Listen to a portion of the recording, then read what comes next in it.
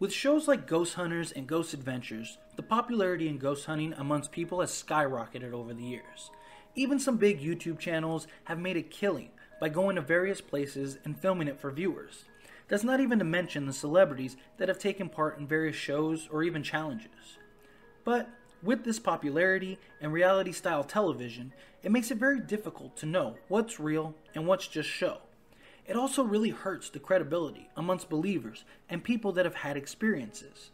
So I wanted to make a video discussing and breaking down most commonly used items by ghost hunters, even items you may use yourself during your own adventures, and explain why most of these are just for show. But before we get started, I ask you, if you're not already, subscribe to the channel followed by the bell notification so you never miss an upload. Also, like this video. It helps me out a lot, lets me know that you enjoy these types of videos, and I truly appreciate it. So, with that out of the way, let's get into it.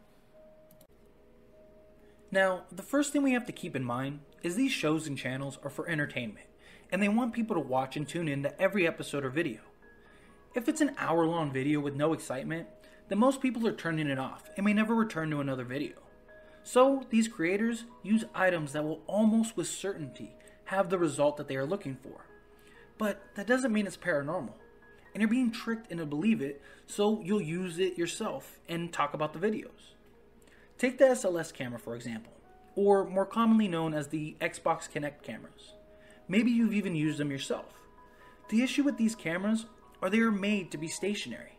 I mean, even Xbox themselves says keep it in place. That's because these cameras use lasers to track and recognize human features. So let's say you're standing in front of a wall. These lasers will hit you first, before the wall, alerting the tech there is something there. So the SLS now looks for features it recognizes. When you are constantly moving or these cameras are being moved, it is constantly trying to keep up and recognize a human. And when the SLS finally picks up something that it interprets as a human feature, it then tries to create the other body parts. This is why most of the time the ghosts look disfigured and seem to be moving around all crazy or even dancing. The SLS picks up one part and tries to recreate the others. This isn't paranormal. It may be scanning an object that's round like a head, or something long, similar to an arm. The SLS finds one piece and tries to solve the rest of the puzzle. But the reaction is always, "Oh, we found a ghost! There's something here with us! Look, look, look!" All it is a delay, malfunction, or glitch in the camera. That's why usually the ghost is gone not too long after.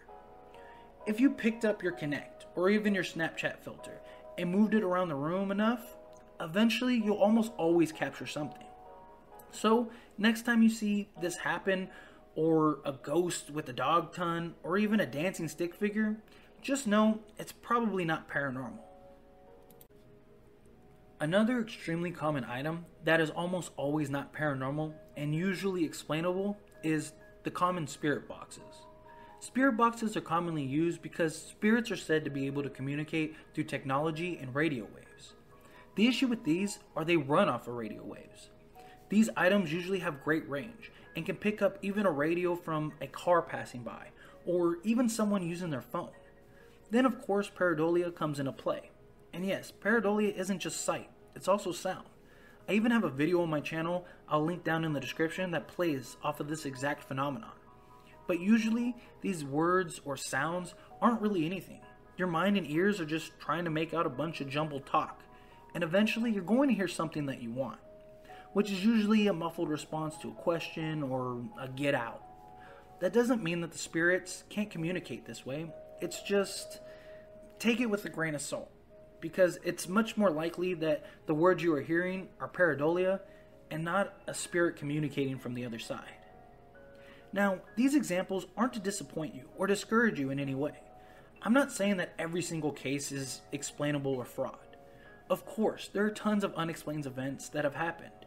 I'm just simply giving an explanation because 1, I believe most things are explainable, and 2, it gives comfort to people that may have had experiences but aren't excited about it. Myself and many others would love to prove the existence of ghosts, but we have to be responsible and fair on both planes.